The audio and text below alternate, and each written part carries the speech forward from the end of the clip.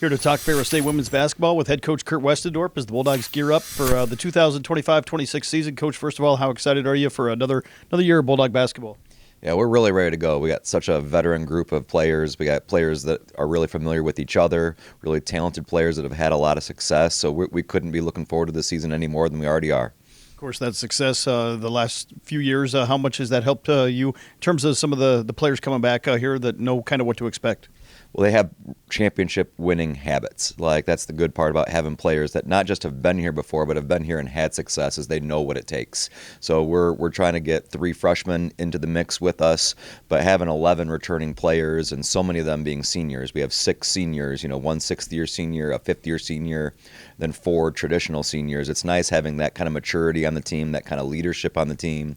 And like I said, they've been through it before, so they know what to expect. So we've really kicked it up a notch as far as our expectations, the way that we've been pushing them, the way we've put together our schedule for this year, all with that in mind that we have a veteran group. Of course, one of those veterans coming back, Kaden Blanchard. Maybe just talk about her return and how she's looked here in the preseason. It's excellent to have Kaden back on the court. She's a difference maker. I think everyone who's been around the GLIAC has known ever since the year we played COVID basketball. She was freshman of the year and first team All-League, and that was 6 years ago. And now she's entering into year 6 for us, and she's gone through 2 different ACLs. This extra year of eligibility because of the COVID year. She's been through a lot, and I think that's really helped her mature and grow as a leader. Because as a player, she's been an excellent player every single year she's been on the court for us, kind of done some different roles for us, a little bit of our Swiss Army knife. We can use her anywhere from point guard to at the 4 spot. She's done all those roles for us, and she can just make a difference out there on the court with teams having to pay a lot of extra attention to her and where she's at. Maybe talk about the development of some of your kids that are in that veteran group. Mia Riley, obviously, Allie Schultz, some of those players that really kind of stepped up their game last year and got more playing time.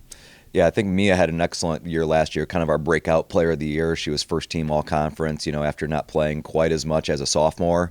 She's someone that works really hard on her game, and she really stepped in and filled that scoring role when Caden got injured in January. She was scoring before Caden got injured, but once she got out of the lineup, she really stepped it up, averaged close to 15 points a game.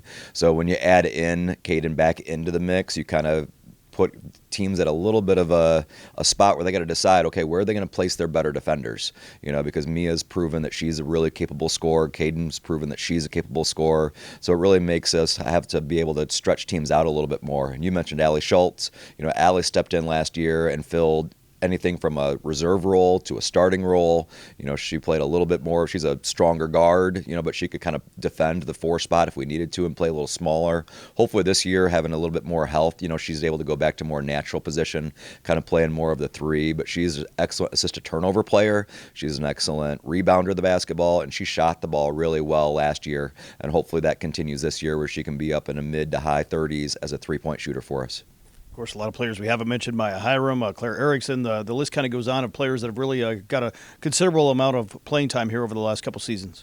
Yeah, we could list off everybody on the roster if you have time for it, because we really are getting contributions in practice all the way up and down the lineup, all the way players 1 through 14. So Claire's really stepped up, now being an upperclassman, being a junior. You almost look at her like she is a senior, because she's been in the program for a while, and she's been adding that extra post punch to go along with Maya Hiram, who was a second-team All-League player last year. Maya really proved that she can score the basketball. She's improved a lot shooting from the outside, to go along with her. She's always had the ability to score in the paint, but she's been able to develop a little more of that versatility, and then up and down the roster, Elle Irwin has been, on the all-GLIAC defensive team multiple years. We've been able to play her extended minutes. We just have a lot of pieces that I think are earning the chance to play, and that's allowing us to play, a little bit of a different style of basketball this year where we can get up and down the court a little bit more, go a lot deeper into our bench, and try to get a lot more possessions in these basketball games. Talk about the 3 freshmen, just how quickly they've adapted here to the system and what you expect out of that group. We got a great group of freshmen, and we got 3 of them from 3 different states. We have a Michigan kid, we got an Indiana kid, and we got a Wisconsin kid on the line in the lineup now, and they're all coming in as very highly decorated high school players. But they're all won at their high school levels. I think every single one of them made it to at least the Final Four in their respective state tournaments at some stage in their high school careers.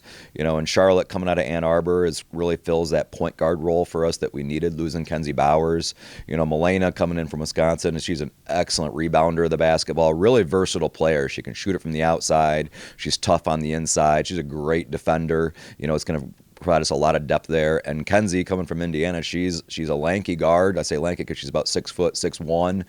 She's putting a lot of work in the weight room, getting stronger, but she can really score the basketball. She can really shoot it from the outside. Her length on the defensive end gives people trouble, because she's truly a perimeter player at that height and size. So it just kind of adds a little bit to every spot on the roster, and hopefully as they keep working hard, they're earning opportunities to play early and keep developing through their freshman year, so that when, it's a long season. You go all the way until March, and there's ebbs and flows, and I'd love to stay healthy the entire year, but if we do get nicked up from here and there, I feel like we have players that are ready to step up and fill those roles for us.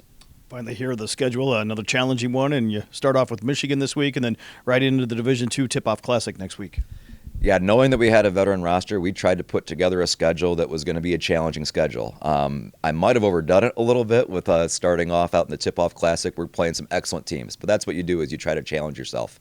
I think the NCAA has proven that, they reward strength of schedule and looking at NCAA tournament selections and seedings. So going out into the Tip-Off Classic at Gannon, we play a North Georgia team that won 30 games last year, a Union team that won 30 games last year, a Cal PA team that, won about 16 or 18 games last year. They just missed out in the NCAA tournament. And even after that, we're stacking them up with Drury, with Northwood, with Hillsdale. We're playing a lot of teams that won a lot of games, a lot of NCAA tournament teams there, because we really need to challenge ourselves, because the GLIAC, once again, I think is going to be the best league in our region. Our league is going to really go 7, 8, 9 deep, really challenging teams, and we got to be ready for that night in and night out, and hopefully pick off some marquee wins in this non-conference, and that'll set us up for not just NCAA tournament selection, but hopefully great seeding going into March. Coach, thanks for the time, and looking forward to another season of Bulldog basketball. All right. Thank you, Rob.